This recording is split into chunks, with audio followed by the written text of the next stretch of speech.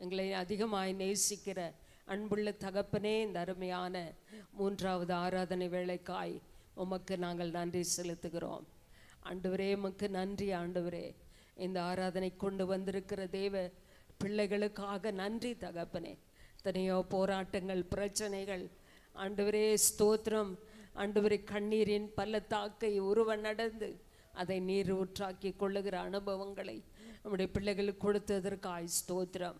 நம்முடைய சமூகத்தில் நாங்கள் ஆராதிக்க வந்திருக்கிறோம். ஆண்டவரே, உம்மை மகிமைப்படுத்த, துதிக்க, உம்மை உயர்த்த வந்திருக்கிறோம்ப்பா. எங்களை முற்றிலுமாக நீர் ஆட்கொள்ள வேண்டும். ஆண்டவரே ஸ்தோத்திரம். 2 ஆராதனையிலும் தேவ பிரசன்னம் மகிமை இறங்கினது போல இந்த 3வது ஆராதனையிலும் ஆண்டவரே நம்முடைய மகிமை பிரசன்னம் இந்த இடத்தை ஆட்கொள்ள ஜெபிக்கிறோம். ஆண்டவரே, பரிசுத்த ஆவியானவரே, எங்கள் மத்தியிலே நீர் வந்திருப்பதற்காய் ஸ்தோத்திரம். உம்மை நாங்கள் வரவேற்கிறோம். ஆண்டவரே, உமக்கு நன்றி அப்பா. ஸ்தோத்திரம் ஆண்டவரே, ஸ்தோத்திரம். ஆண்டவரே, சபையின் தலைவராக நீர் இருக்கிறீர். சபையை ஆண்டவரே ஸ்தோத்திரம்.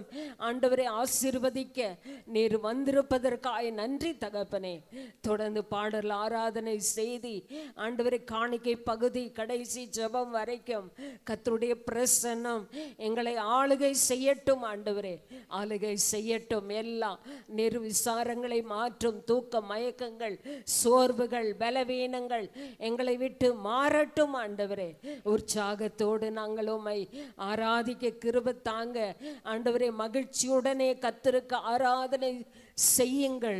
ஆனந்த சத்தத்தோட அவர் சந்நிதிக்கு முன் வாருங்கள் என்று சொன்னது போலப்பா, இந்த நேரம் எங்களுக்கு ஆண்டவரே, ஆண்டவரே ஸ்தோத்திரம், பாடி ஆராதனை செய்ய துவங்கும் போதே எங்களுக்கு இருக்கிற எல்லா பிரச்சனைகளும் வெட்டுண்டு விழப்போறதுக்காய் ஸ்தோத்திரம். ஆண்டவரே ஸ்தோத்திரம். ஆண்டவரே ஸ்தோத்திரம் அப்பா. எங்கள் மத்தியிலே நீர் எழுந்தருளுவீராக. ஆண்டவரே, தேவ சபையிலே தேவன் எழுந்தருளி இருக்கிறார் என்ற வார்த்தையின்படி தகப்பனே எங்கள் மத்தியிலே எழுந்தருளுவீராக. இந்த சபை மாத்திரமல்ல, எங்களுடைய சரீரமாகிய ஆலயத்தை நம்முடைய மகிமையினால் நிரப்புங்க. ஆண்டவரே நிரப்புங்கப்பா. நாங்க வந்தவனமாய் செல்லக்கூடாது. ஆண்டவரே, ஒரு மகிமை நாங்க பார்க்கணும்ப்பா எங்கள் வாழ்க்கையில். ஆண்டவரே ஸ்தோத்திரம். இந்த ஆராதனை ஒரு மகிமையுள்ள ஆராதனையாய் கர்த்தர் மாற்றி கொடுப்பீராக. நமது கரத்தில் ஒப்பு கொடுக்கிறோம். எங்களை பரிசுத்தப்படுத்தும், இன்னுமை கிட்டி சேர ஆண்டவரே நீர் கிருபை தாங்க. ஆண்டவரே, குற்றம், குறைகள், மீறுதல்கள், பாவங்கள் எல்லாம் மன்னித்து எங்களை பரிசுத்தப்படுத்துங்கப்பா. பரிசுத்தம் இல்லாமல் தேவனை தரிசிக்க முடியாது ராஜா. ஆண்டவரே, இருதயத்தில் சுத்தம் உள்ளவர்கள் பாக்கியவான்கள், அவர்கள் தேவனை தரிசிப்பார்கள் என்ற வார்த்தையின்படி ஆண்டவரே உமக்கு நன்றி அப்பா. எங்களை பரிசுத்தமாக்கினதற்காய் நன்றி. உமது கரத்தில் எங்களை ஒப்பு கொடுக்கிறோம். வந்திருக்கிற ஒவ்வொருவரையும் கர்த்தர் ஆசீர்வதிங்க. வந்து கொண்டிருக்கிற பிள்ளைகளுக்காக ஜெபிக்கிறேன். கர்த்தர் அவர்களை சுகமாய் கொண்டு வாரும். வர தடைப்பட்ட மக்கள், வீட்டிலிருந்து பார்க்கிறவர்கள், ஆன்லைன் மூலமாய் சர்வீஸை பார்க்குறவங்க எல்லாரையும் கர்த்தர் ஆசீர்வதிங்கப்பா. ஆண்டவரே, உமது கரத்தில் ஒப்பு கொடுக்கிறோம். ஆண்டவர் ஆவியானவர் தானே எங்கள் நடுவிலே பலப்படுத்த நாங்கள் ஜெபிக்கிறோம். பாடல், ஆராதனை செய்தி நேரத்தை கர்த்தர் பொறுப்பெடுப்பீராக. உங்க நாம மகிமைப்படட்டும். இயேசுவின் நாமத்தில் பிதாவே, ஆமென். ஆமென். ஹல்லேலூயா. கர்த்தருடைய நாமம் மகிமைப்படுவதாக. இந்த ஓய்வு நாள் ஆராதனைக்கும் வந்திருக்கிற உங்கள் அனைவரையும் இயேசுவின் நாமத்தில் வாழ்த்தி வரவேற்கிறோம். நம்ம எல்லாரும் சேர்ந்து கர்த்தருடைய நாமத்தை மகிமைப்படுத்த இருக்கிறோம். பாடல் மூலியமாய் அவருடைய நாமத்தை மகிமைப்படுத்துவோம். ஆமென். கர்த்தர் நல்லவர். ஹல்லேலூயா. அவர் நல்லவர். ஆமென். நல்லவரே, உந்தன் கிருபை என்றென்றும் உள்ளது என்ற பாடலை பாடி நாம் மகிமைப்படுத்துவோம். ஏனென்றால் அவர் மகிமைக்கு பாத்திரர். ஆமென். துதிகளுக்கு பாத்திரர். துதிகளில் பயப்படத்தக்கவர் அவர். ஆமென். எல்லாரும் சேர்ந்து, நல்லவரே, உந்தன் கிருபை என்றென்றும் உள்ளது. ஆமென். அவர் நல்லவர்.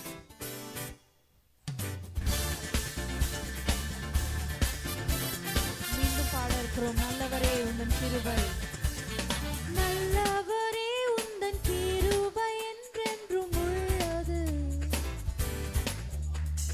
நல்லவரே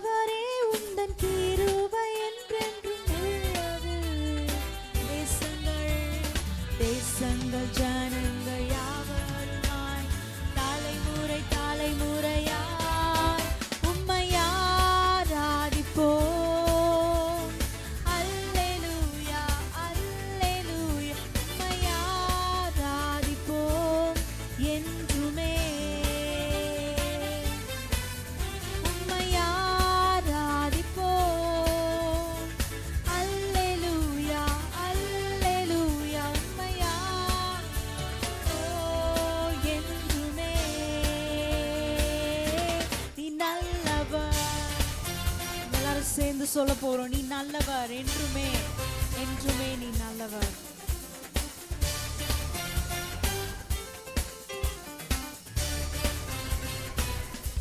நீ நல்லவர், என்றுமே என்றுமே.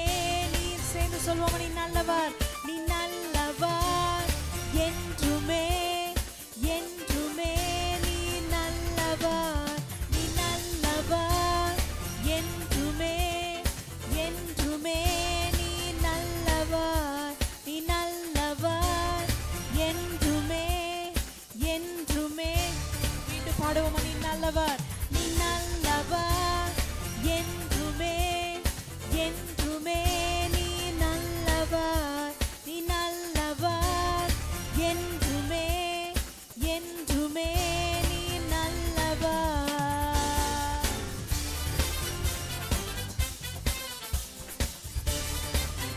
நல்லவரே,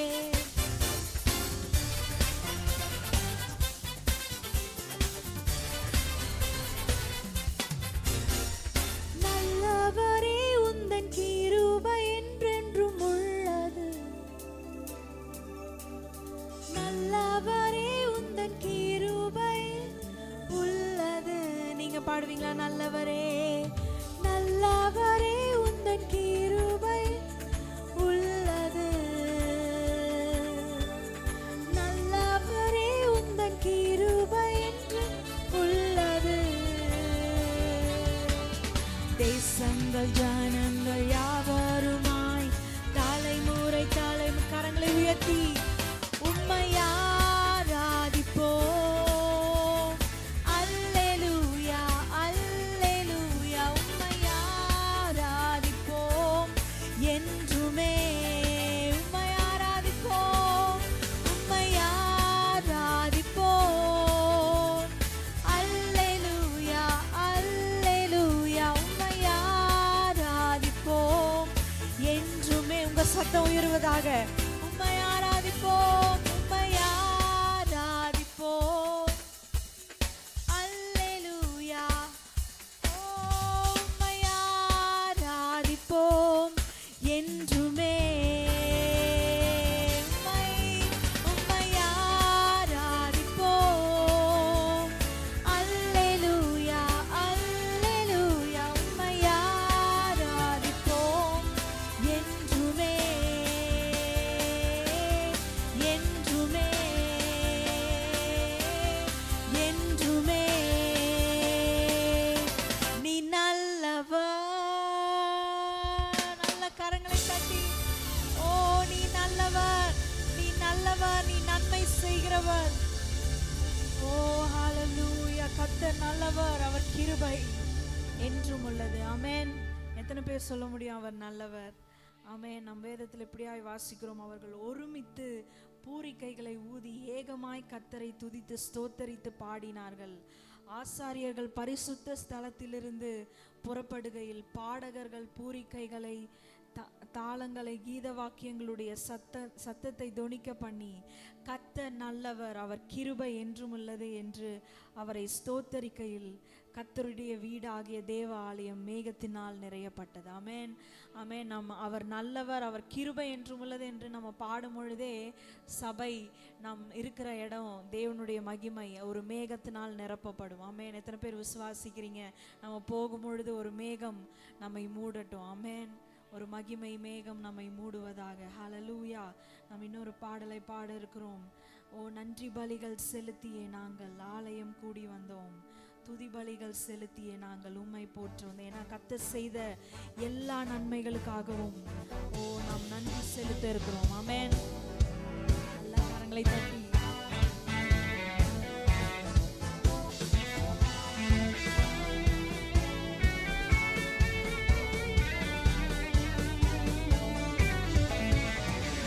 பலிகள் செலுத்தியே நாங்கள் ஆலயம் கூடி வந்தோம், துதி பலிகள் செலுத்தியே நாங்கள் உம்மை போற்ற வந்தோம்.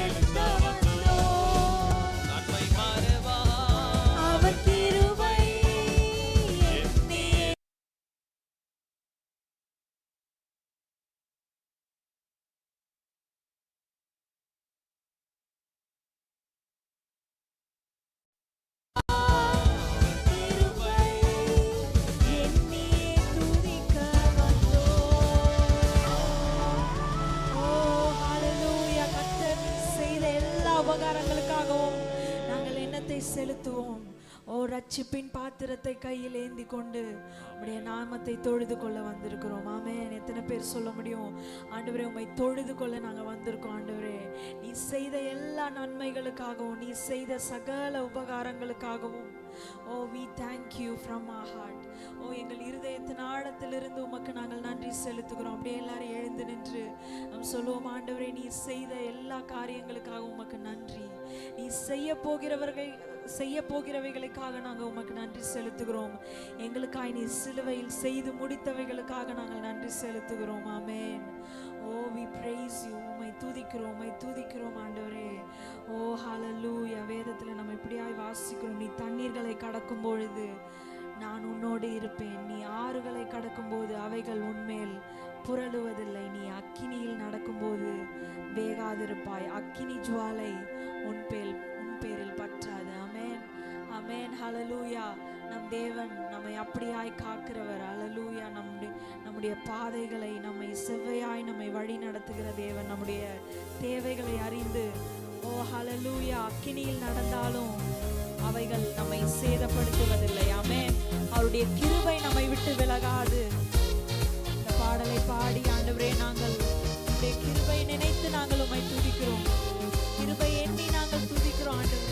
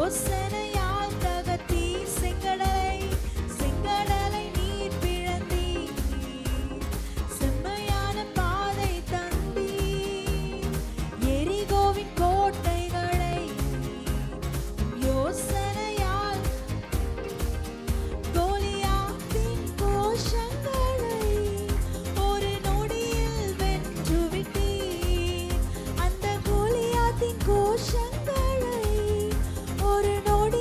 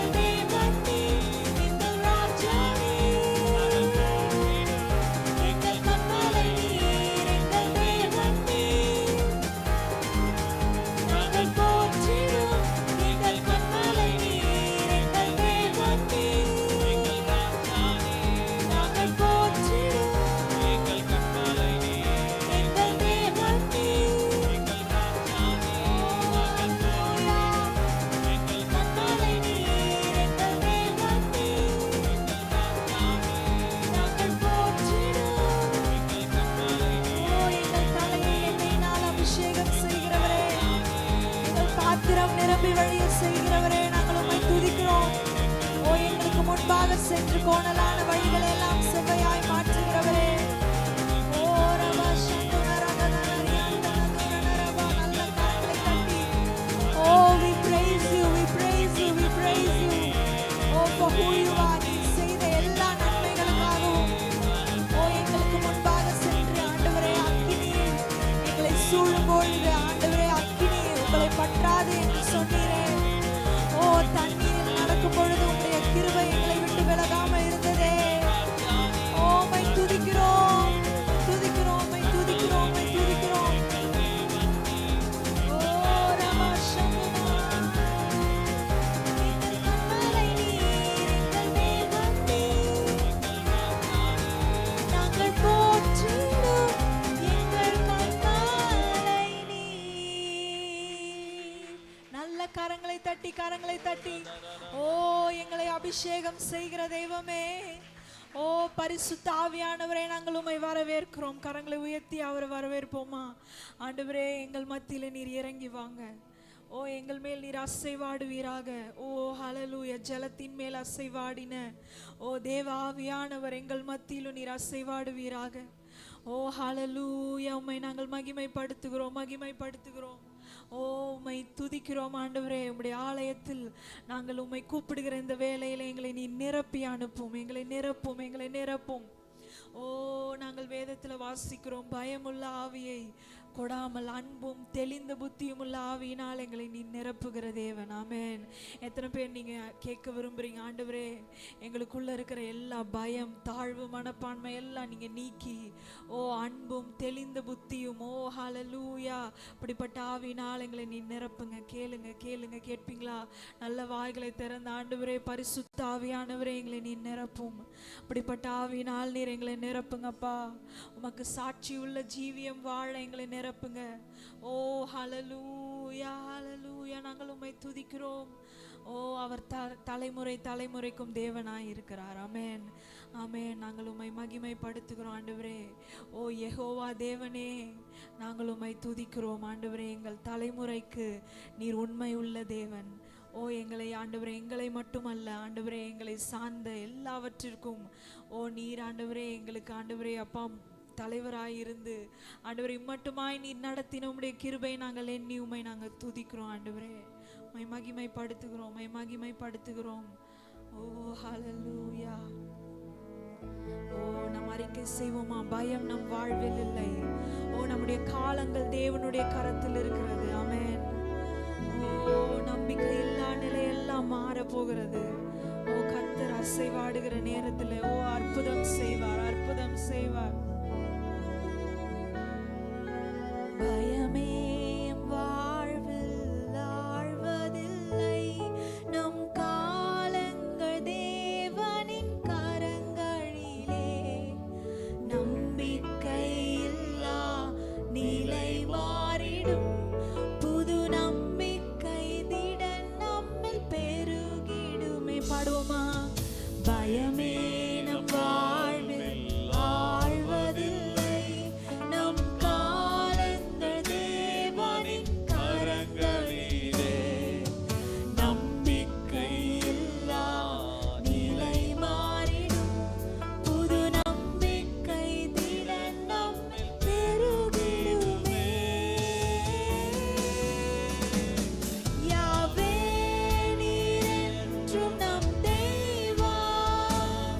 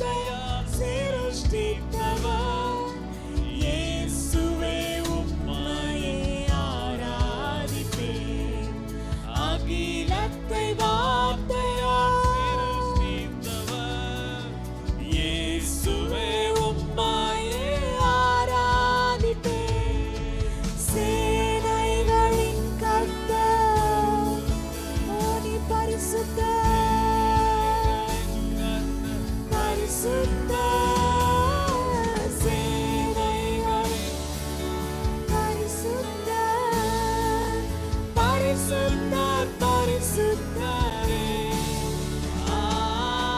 பரிசுத்தர் எல்லா நாமத்திற்கும் மேலானவர் முழங்கால்கள் முடங்கிடும் இவருக்கு முன் எல்லா நாமத்திலும் மேலானவர் முழங்கால்கள் முடங்கிடும் ஓ துதிகனம் மகிமைக்கு பாத்திரரே தூயவரே சுவை உயர்த்திடுவேன் துதிகனம் மகிமைக்கு பாத்திரரே தூயவரே சுவை உயர்த்திடுவேன் சேனைகளின் கர்த்தர் பரிசுத்தரே சேனைகளின் கர்த்தர் பரிசுத்தர் சேனைகளின் கர்த்தர் பரிசுத்தர் பரிசுத்தர் பரிசுத்தரே பரிசுத்தர் பரிசுத்தரே சேனைகளின் கர்த்தர் பரிசுத்தர் சேனைகளின் கர்த்தர் பரிசுத்தர் சேனைகளின் கர்த்தர் பரிசுத்தர் பரிசுத்தர் பரிசுத்தரே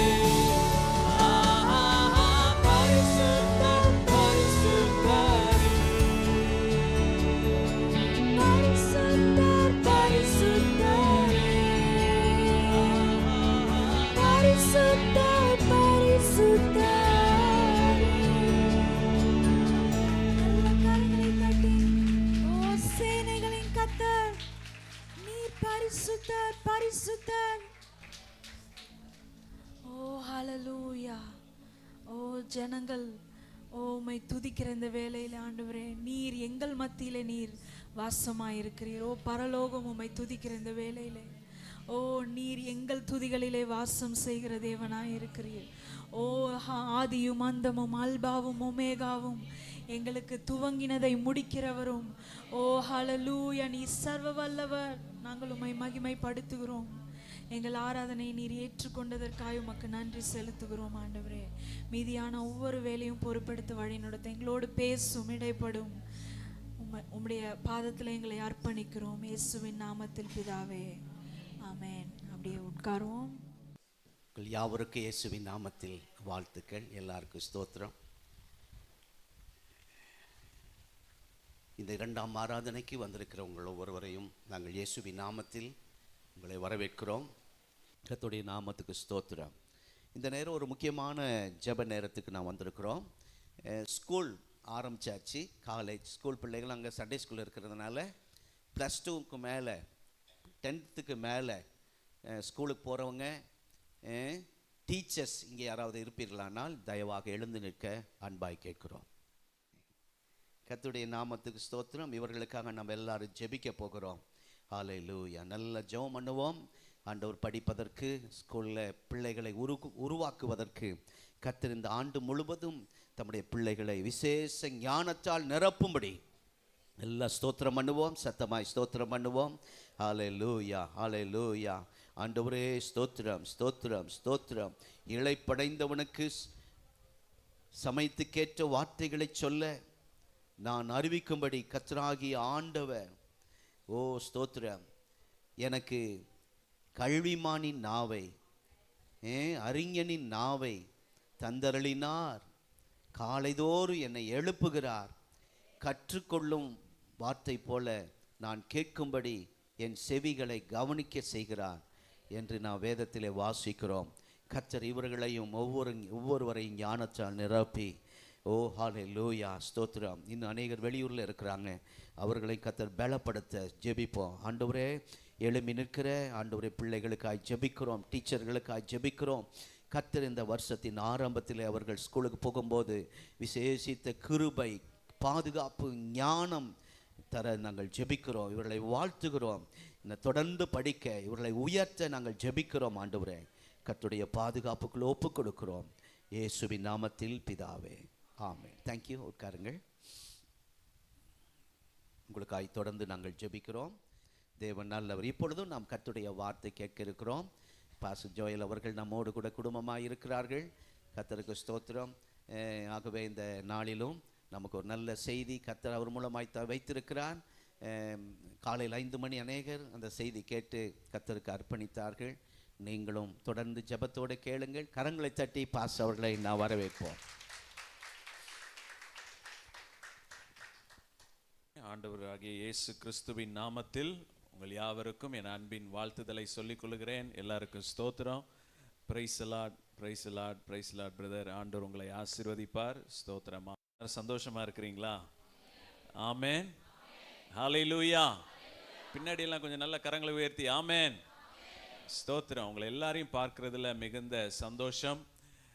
இந்த புதிய நாளை கர்த்தர் நமக்கு காண கிருபை செய்திருக்கிறார். கடந்த 5 மாதங்கள் ஆண்டவர் நம்மோடு கூட இருந்து இந்த 6வது மாதத்திற்குள்ளே நுழைய ஆண்டவர் கிருபை செய்திருக்கிறார். இந்த ஜூன் மாதத்தை ஆண்டவர் ஆசீர்வதித்து தருவார். இந்த 6வது மாதம் நம்முடைய சபைக்கு ஆண்டவர் கொடுத்திருக்கிற வாக்கு தத்தம், நீங்கள் நின்று கொண்டு நான் செய்யும் ரட்சிப்பை பாருங்கள். பக்கத்தில் பார்த்து சொல்லுங்க, ஆண்டவர் செய்கிற ரட்சிப்பை பாருங்க. ஆமென். ஆமாம். இன்னொன்னு சொல்லலாம், இந்த மாசம் பார்க்க போறீங்க. சொல்லுங்க, நல்லா சொல்லுங்க, இந்த மாசம் பார்க்க போறீங்க. ஆமென். எவ்வளோ சந்தோஷம் பாருங்க எல்லாருக்குள்ளேயா. ஆமென். ஆண்டவருடைய வார்த்தை ஒரு நாளும் கீழே விழாது. ஆண்டவருடைய வார்த்தை பொய்யல்ல. வார்த்தை அனுப்பப்பட்டதுன்னா அந்த வார்த்தை நிச்சயமா நிறைவேறும். ஆமென் சொல்லுங்க. ஸ்தோத்திரம். ஒவ்வொரு மாதமும் ஆண்டவர் கொடுக்கிற வாக்குத்தத்த வசனங்களை அந்த மாதம் முழுவதும் அறிக்கை செய்யுங்க. அதை சொல்லிக்கிட்டே இருங்க. இந்த மாதம் இப்படி வாக்கு பண்ணியிருக்கிறீரே, இந்த வார்த்தை என் வாழ்க்கையில் நிறைவேறணும், அற்புதத்தை நாங்கள் பார்க்கணும், நாங்கள் போய் சாட்சி சொல்லணும் அப்படின்னு அந்த வார்த்தை நீங்கள் உரிமை பாராட்டுங்க. நிச்சயமாக ஆண்டவர் ஆசீர்வதிப்பார். இந்த நாளிலே உங்களோடு இருக்க ஆண்டவர் எனக்கு கிருபை செய்திருக்கிறார். இந்த நாளில் என்ன ஆண்டவருடைய வார்த்தையை கொடுக்கணும்னு யோசித்த போது இன்றைக்கு ஒரு பைபிள் ஸ்டடி, ஒரு வேத பாட வகுப்பை எடுக்க ஆண்டவர் என் உள்ளத்தில் ஏவினார். ஆமென். ஆமாம். நான் இப்போது மாதத்தில் ஒரு சண்டே பைபிள் ஸ்டடி மாதிரி எடுக்கிறேன். எங்கள் சபையில் எல்லாருக்கும் என்னை ரொம்ப பிடிக்கும். நான் முதல்ல எங்கள் அப்பா என் கையில் ஒரு சர்வீஸை கொடுத்தாங்க. இப்போ கொடுக்கும்போது 30 பேர் தான் இருந்தாங்க. இன்றைக்கி இப்போ அந்த ஆராதனை மெயின் ஆராதனையாக மாறிடுச்சு. ஆமென். அப்போ பாஸ்டர், எங்கள் சீனியர் பாஸ்டர் சொல்லுவார், இப்போ உங்களுக்கெல்லாம் பாஸ்டர் ஜோயில தான் ரொம்ப பிடிக்குது அப்படின்னு. ஏன்னா சீனியர் பாஸ்டர்ஸ் கட்டாயமான வார்த்தைகள், பைபிள் ஸ்டடி, போதனை எடுப்பார்கள். நான் ஒரு எழுப்புதல் பிரசங்கியார். அவங்களுக்கு ரொம்ப அப்படி கேட்கணும்னு முன்னாடி வந்துடுவாங்க.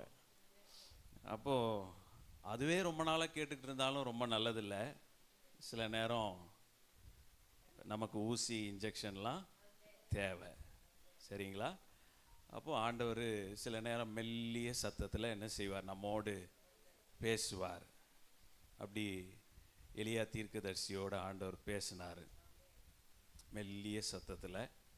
ரொம்ப ஆரவாரம்லாம் இல்லை, இடி முழக்கம்லாம் இல்லை. ரொம்ப உடஞ்சி போய் இருக்கிற நேரத்தில் மெல்லிய சத்தமாக ஆண்டவர் பேசினார். அந்த மாதிரி பைபிள் ஸ்டடி அப்படி தான். ஆண்டவர் நம்மோடு கூட பேசுவார், ஆராய்ந்து பார்க்க உதவி செய்வார். இன்றைக்கு ஒரு மனிதனை குறித்து நம்ம தியானிக்க இருக்கிறோம். எல்லாரும் திருப்பிக் கொள்ளலாம். அப்போஸ்தலர் 10ஆம் அதிகாரம் 1-2 வசனங்களை நம்ம வாசித்து தியானிக்க இருக்கிறோம். 175வது பக்கம் புதிய ஏற்பாட்டில். ஸ்தோத்திரம். எல்லாரும் பைபிள் கொண்டு வந்திருக்கீங்கன்னு நினைக்கிறேன். எல்லாரும் சேர்ந்து வாசிக்கலாமா? இத்தாலியா பட்டாளம் எனப்பட்ட பட்டாளத்திலே 100க்கு அதிபதியாகிய கொர்நேலி என்னும் பேர் கொண்ட ஒரு மனுஷன் செசரியா பட்டணத்திலே இருந்தான். அவன் தேவ பக்தி உள்ளவனும் தன் வீட்டார் அனைவரோடும் தேவனுக்கு பயந்தவனுமாய் இருந்து ஜனங்களுக்கு மிகுந்த தர்மங்களை செய்து எப்பொழுதும் தேவனை நோக்கி ஜெபம் பண்ணி கொண்டிருந்தான். ஆமென் சொல்லுங்க. அல்லேலூயா. கொர்நேலியு என்னும் பேர் கொண்ட ஒரு மனுஷன், அந்த மனுஷனை குறித்து தான் இன்றைக்கு நம்ம தியானிக்க இருக்கிறோம். ஸ்தோத்திரம். இந்த மனுஷன் 100க்கு அதிபதி அப்படின்னு சொல்லப்பட்டிருக்கு. இத்தாலியா பட்டாளம், இத்தாலியன்னா இன்றைக்கு இருக்கிற இத்தாலி அப்படின்றதான ஒரு தேசம் இருக்கு இல்லையா, அந்த தேசத்தில் இருக்கிற அதிபதிகளில் ஒரு அதிபதி, 100க்கு அதிபதி. 6000 சோல்ஜர்ஸ் இருப்பாங்களாம், அதில் 100 பேருக்கு ஒரு அதிபதியை நியமிச்சிருப்பாங்களாம். அதுதான் 100க்கு அதிபதி. இவர் ஒரு லீடர், ஒரு கமாண்டர் அப்படின்னு சொல்லலாம். இன்றைக்கு இராணுவத்திலலாம் பாருங்க, கமாண்டர் அப்படின்னு இருப்பாங்க, அவங்களுடைய உத்தரவுக்கு காத்திருப்பாங்க. அப்படி ஒரு ஒரு பெரிய பொறுப்புல இருக்கிறதான ஒரு மனுஷன்தான் கொர்நேலியு. இந்த அப்போஸ்தல நடவடிக்கைகளில் ஏன் கொர்நேலியு குறித்து எழுதியிருக்கிறாங்க அப்படின்றது ரொம்ப முக்கியத்துவம் வாய்ந்தது. ஆதி திருச்சபையிலே ஆண்டவராகிய இயேசு கிறிஸ்து சொன்னபடி வாக்குத்தத்தம் பண்ணப்பட்ட ஆவியை அவர்கள் பெற்றுக்கொண்டதற்கு பின்பதாக சுவிசேஷம் யூதர்கள் மத்தியிலே பிரபல்யமானது. யூதர்கள் யாரு? யெகோவா தேவனை, ஒரே தேவனை வணங்குகிறவர்கள், மோசே நியாயப்பிரமாணங்களை கை கொள்ளுகிறவர்கள், விருத்த சேதனம் செய்யப்பட்டவர்கள், இப்படி ஒரே தேவனுக்கு ஆராதனை செய்கிற கூட்டத்தார் தான் யூதர்கள். இவர்கள் மத்தியில தான் முதல்ல என்ன செய்து சுவிசேஷம் பரவி வருகிறது. ஆனால் அப்போஸ்தலர் 1:8 ஆண்டவர் சொல்றாரு, எல்லாருக்கும் பூமியின் கடைசி பரியந்தம் எனக்கு சாட்சிகளாய் இருப்பீர்கள். அப்போ ஆண்டவருடைய சுவிசேஷம் பரவி வருகிற இந்த 9ஆம் அதிகாரம் வரைக்கும் இருக்கிற சரித்திரத்துல 10வது அதிகாரத்துல கொர்நேலியு எனப்பட்டதான ஒரு புறஜாதியாரை குறித்து எழுதப்பட்டிருக்கிறது. இவன் யூதன் அல்ல, ஒரு புறஜாதியார், யூதர்கள் மத்தியிலே வாழ்கிறார். ஆனால் இந்த மனுஷனை குறித்து ஒரு நல்ல சாட்சி எழுதப்பட்டிருக்கிறது. அந்த நாட்களிலே புறஜாதியார்கள் என்று சொல்லும் பொழுது யூதர்கள் அல்லாதவர்களை புறஜாதியார்கள் என்று சொல்லுகிறோம். அப்படி அவர்கள் புறஜாதியார்கள் அவரவர்களுக்கு விரும்பின தெய்வங்களை வணங்குவார்கள். காவலுக்கு ஒரு தெய்வம், காசுக்கு ஒரு தெய்வம், போக்குவரத்துக்கு ஒரு தெய்வம், சொல்லுங்க, கல்விக்கு ஒரு தெய்வம், இப்படி பல இருக்குங்க. வியாதி வந்துட்டா அதுக்கு ஒரு தெய்வம், கடன் ஆயிடுச்சுன்னா அதுக்கு ஒரு தெய்வம், சில சொல்லுவாங்க பணத்துக்கு ஒரு தெய்வம். இப்படி மனுஷருக்கு அப்படி ஒவ்வொரு விருப்ப தெய்வங்கள் அன்றைக்கு இருந்தது, இன்றைக்கும் இருக்கிறது. இயேசுவை அறியாதவர்கள் எல்லாம் பல விதத்திலே தங்கள் சூழ்நிலைக்கு ஏற்ப, தேவைகளுக்கு ஏற்ப பல தெய்வங்களை நாடி செல்கிறார்கள். அது ஒரு பக்கம் இருக்கட்டும். ஆனா அதன் மத்தியில புறஜாதியார் ஒரு கொர்நேலியு எனப்பட்டதான மனுஷன் ஒரே தேவனுக்கு ஆராதனை செய்து வருகிறார். இவர் மற்ற தெய்வங்களை பின்பற்றவில்லை, ஒரே தேவனுக்கு ஆராதனை செய்து வருகிறார். அவரை குறித்து சொல்லப்பட்டதான ஒரு நல்ல செய்தி 2ஆம் வசனத்திலே வாசிக்கிறோம். அவன் தேவ பக்தி உள்ளவனும் தன் வீட்டார் அனைவரோடும் தேவனுக்கு பயந்தவனுமாய் இருந்து ஜனங்களுக்கு மிகுந்த தர்மங்களை செய்து எப்பொழுதும் தேவனை நோக்கி ஜெபிக்கிற ஒரு மனுஷனாக இருக்கிறார். ஒரு ஆமென் சொல்லுவோமா? ஆமென், ஹல்லேலூயா. இந்த கொர்நேலியுக்கு எப்படி இந்த சத்தியம் தெரிஞ்சதுன்னு நமக்கு அந்த சரித்திரம் இல்லை. ஒருவேளை யூதர்கள் மூலமாக அவர் கற்றுக்கொண்டிருக்கலாம், தெரிந்து கொண்டிருக்கலாம். யூதர்களே இவரை குறித்து சாட்சி சொல்றாங்களாம், இவர் ஒரு நல்ல அதிகாரி, ஒரு நல்ல மனுஷன், ஒரு புறஜாதியார் தான், ஆனா நம்ம தெய்வத்தை வணங்குகிற ஒரு மனிதன் அப்படின்னு யூதர்களே சாட்சி சொல்லுகிற வகையில ஒரு நல்ல மனிதராக இந்த கொர்நேலியு இருந்திருக்கிறார். இந்த கொர்நேலியுனுடைய வாழ்க்கையிலிருந்து 3 அடிப்படை சத்தியங்களை நாம் கற்றுக்கொள்ள இருக்கிறோம். ஒரு கிறிஸ்தவர்களுடைய வாழ்க்கையிலே, ரட்சிக்கப்பட்ட பிள்ளைகளுடைய வாழ்க்கையிலே காணப்பட வேண்டிய 3 அடிப்படை சத்தியங்கள். என்ன சத்தியங்கள்? அடிப்படை சத்தியங்கள், பேஸ்மெண்ட், அஸ்திபார சத்தியங்கள்னு சொல்லலாம். ஆமென் சொல்லுங்க. இந்த அஸ்திபார சத்தியத்திலே நம்ம உறுதியா இருக்கணும். அல்லேலூயா. உறுதியா இருப்போமானால் நம்முடைய வாழ்க்கையிலே இந்த பூலோகத்துல பூமியில கர்த்தர் வைத்திருக்கிற ஆசீர்வாதங்களையும் நன்மைகளையும் நம்ம ருசி பார்க்க முடியும். ஹல்லேலூயா. நம்ம பார்க்க போகிற வரப்போகிற கானானையும் என்ன செய்ய முடியும்? சுதந்தரிக்க முடியும். ஆமென் சொல்லுங்க. ஹல்லேலூயா. முதல் காரியம் கொர்நேலியுடைய வாழ்க்கையிலிருந்து நாம் கற்றுக்கொள்ள வேண்டிய, அடிப்படையாக பின்பற்ற வேண்டிய காரியம், இவன் தேவ பக்தி உள்ளவனும் தேவனுக்கு பயப்படுகிறவனுமாய் இருந்திருக்கிறான். ஆமென் சொல்லுங்க. எழுதி கொள்ளுங்க. தேவ பக்தி உள்ளவனும் தேவனுக்கு பயப்படுகிறவனுமாய் இருந்தான். ஆமென். கொர்நேலி எப்படி இருந்தாரு? தேவ பக்தி உள்ளவனும் தேவனுக்கு பயப்படுகிறவனுமாய் இருந்தான். ஆமென் ஸ்தோத்திரம். அது மாத்திரம் அங்க சொல்லப்படல, தன் வீட்டாரோடு, தன் வீட்டார் அனைவரோடும் தான் மாத்திரம் பக்தி உள்ளவனா இல்லை. சிலர் சொல்வாங்க, நான் மட்டும்தான் சர்ச்சுக்கு போறேன், நான் மட்டும்தான் பக்தியா இருக்கிறேன், நான் மாத்திரம்தான் அபிஷேகம் பெற்றிருக்கிறேன், நான் மாத்திரம்தான் ரட்சிப்பின் அனுபவத்தில் இருக்கிறேன் அப்படின்னு நம்ம சொல்லலாம். ஆனா கொர்நேலியு தன் வீட்டையும் தேவ பக்திக்குள்ள வழி நடத்துகிறதை பார்க்கிறோம். அல்லேலூயா ஸ்தோத்திரம். இங்க பெற்றோர்கள் இருக்கிறீங்க, ஆதி விசுவாசிகள் இருக்கிறீங்க, நீண்ட காலமாய் ஆண்டவருடைய சத்தியத்தை கேட்கிற, ரட்சிப்பின் அனுபவத்தில் இருக்கிற கர்த்தருடைய பிள்ளைகள் இருக்கிறீங்க. நம்மேல் இருக்கிறதான ஒரு பெரிய பொறுப்பு என்ன அப்படின்னா, நம் வீட்டை தேவ பக்திக்குள்ள வழி நடத்த வேண்டும். ஆமென். கணவன் மனைவியை பக்திக்குள்ள வழி நடத்த வேண்டும், மனைவி கணவனை பக்திக்குள்ள வழி நடத்த வேண்டும், பெற்றோர் பிள்ளைகளை பக்தியிலே வழி நடத்த வேண்டும். ஆமென் சொல்லுங்க. ஒரு பக்தி உள்ள குடும்பம், கொர்நேலியின் குடும்பம் எப்படிப்பட்ட குடும்பம்? தேவ பக்தி உள்ள ஒரு குடும்பம், கர்த்தருக்கு பயப்படுகிற ஒரு குடும்பம்.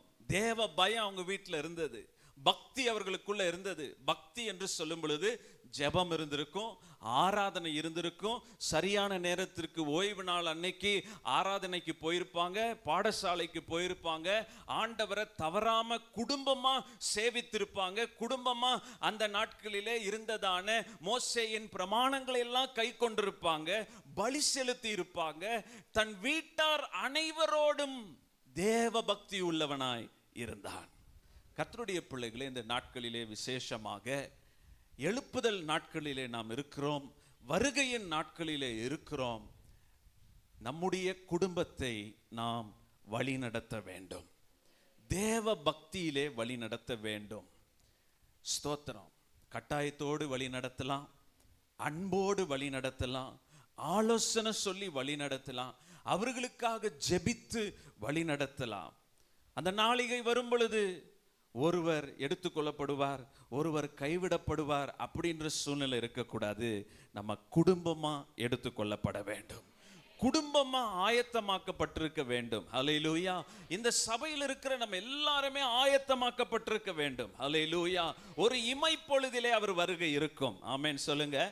ஹல்லேலூயா. ஒரு இமை பொழுதிலே, இப்ப நம்ம ஆண்டவருடைய வார்த்தை கேட்டுக்கொண்டிருக்கிற நேரத்திலே, இளைப்பாரி கொண்டிருக்கிற நேரத்திலே, ஒருவேளை எக்கால சத்தம் நம்ம காதுல தான் கேட்கும், ஆயத்தமா இருக்கிறவங்க காதுல தான் கேட்கும். ஹல்லேலூயா. அந்த ரகசிய வருகையிலே நீங்களும் நானும் எடுத்துக்கொள்ளப்பட வேண்டுமானால் குடும்பத்தை தேவ பக்திக்குள்ள வழி நடத்துங்க. ஆமென் ஸ்தோத்திரம். அது பாட்டு வளரும் அப்படின்னு நினைக்காதீங்க, அவங்க பாட்டு ஜெபம் பண்ணுவாங்க, அவங்க பைபிள் வாசிப்பாங்க அப்படின்னு நினைக்காதீங்க. ஒவ்வொரு நாளும் வழி நடத்துங்கள். ஆமென் சொல்லுங்க. மனைவி கணவனை பார்த்து கேளுங்க, பைபிள் வாசிச்சிங்களா, ஜெபம் பண்ணீங்களா? கோபம் வரும், எரிச்சல் வரும், கேளுங்க, வழி நடத்துங்க, பக்திக்குரிய காரியங்களிலே வழி நடத்துங்கள். சபைக்கு போவோம், ஜெபிக்க போவோம். அல்லேலூயா. ஆண்டவரை தேடுவோம். கணவன் மனைவியை கேளுங்க, பிள்ளைகளை கேளுங்க. இன்றைக்கு நான் ஊழியக்காரராய் திருமணம் ஆயிருந்தாலும் இன்றைக்கும் எங்க அம்மா என்னை பார்த்து கேட்பாங்க, நீ ஒரு முறையாச்சும் பைபிளை வாசிச்சியா, இந்த வருஷத்துல பைபிளை வாசிச்சு முடிச்சியா, உபவாசம் இருந்தியா, ஜெபம் பண்ணியா, காத்து இருந்தியா, ஆண்டவர்கிட்ட இருந்து வார்த்தையை பெற்றுக்கொண்டியா, உன் வாயில பேசின வார்த்தையை திரும்ப வரக்கூடாது, ஆண்டவர்கிட்ட இருந்து நீ வார்த்தையை பெற்றுக்கொள்ளணும் இப்படின்னு இன்னும் என்னை வழி நடத்துகிறார்கள். பெற்றோர்கள் பிள்ளைகளுக்கு கொடுக்கிறதான ஒரு பெரிய சொத்து தேவ பக்தி. ஆமென், ஹல்லேலூயா. ஒரு பக்தி உள்ள சந்ததி இருக்குமானால் அது கர்த்தரை தலைமுறை தலைமுறையாக சேவிக்கும். ஆமென் சொல்லுங்க, ஹல்லேலூயா. இன்றைக்கு நம்ம பாடணும் தலைமுறை தலைமுறையாக. ஆமென் சொல்லுங்க. சிலர் பிள்ளைகளை குறித்து கவலைப்படுவதில்லை. அன்றைக்கு நான் மிகுந்த வருத்தமாய் பார்க்கிற காரியம், உங்க சபையில் எப்படின்னு எனக்கு தெரியல, எங்க சபையில் நான் வருத்தமாய் பார்க்கிற காரியம், அநேக வாலிபர்கள் திருச்சபையிலே இல்லை, அநேக வாலிபர்கள் சபைக்கு வருவதில்லை, அநேகருடைய பிள்ளைகள் ஆராதனைக்கு வருவதில்லை. பிள்ளைகள் இன்றைக்கு வழிநடத்த தவறி போயிருக்கிறீர்கள். பெற்றோர்கள் அவர்களுக்காக பாரம் எடுத்து ஜெபிப்பதில்லை. பெற்றோர்களுக்கும் என்ன இல்லை, கவலையும் இல்லை. அவன் சர்ச்சுக்கு வரல அப்படின்றது ஒரு பெரிய கவலையா இல்லை. நம்முடைய பிள்ளைகள் கர்த்தருக்குள்ள இல்லை என்பதை ஒரு பெரிய கவலையாக இல்லை. பாரப்பட வேண்டும், கவலைப்பட வேண்டும், கண்ணீர் விட வேண்டும். ஆமென் சொல்லுங்க. பிசாசானவன் எவனை விழுங்கலாமோ என்று வகை தேடி சுற்றி திரிகிறான். இன்றைக்கு பிள்ளைகளை, சந்ததியை முறியடிக்க நினைக்கிறான். ஒரு சந்ததி எழும்ப விடாமல் பண்ண தடை செய்ய நினைக்கிறான். கர்த்தருடைய பிள்ளைகளே, உங்கள் வீட்டாரை தேவ பக்திக்குள்ள வழி நடத்துங்க, ஜெபத்துல வழி நடத்துங்க, குடும்ப ஜெபம் செய்யுங்க. குடும்ப ஜெபம் செய்யாத வீட்டுல தேவ பிரசன்னம், ஐக்கியம் இருக்காது. ஆமென் சொல்லுங்க. நாங்கள் அங்கே இருந்தாலும் அம்மா எங்ககிட்ட தினமும் பேசுவாங்க வீடியோ காலில். அவங்களும் எங்களை கேட்பாங்க, நீங்கள் இன்னைக்கு குடும்ப ஜெபம் பண்ணீங்களா, சேர்ந்து ஜெபம் பண்ணீங்களா, கைப்பிடிச்சி ஜெபம் பண்ணீங்களா, அப்படி கேட்குறாங்க. இப்படி பெற்றோர்கள் இன்றைக்கு கேட்க வேண்டும்.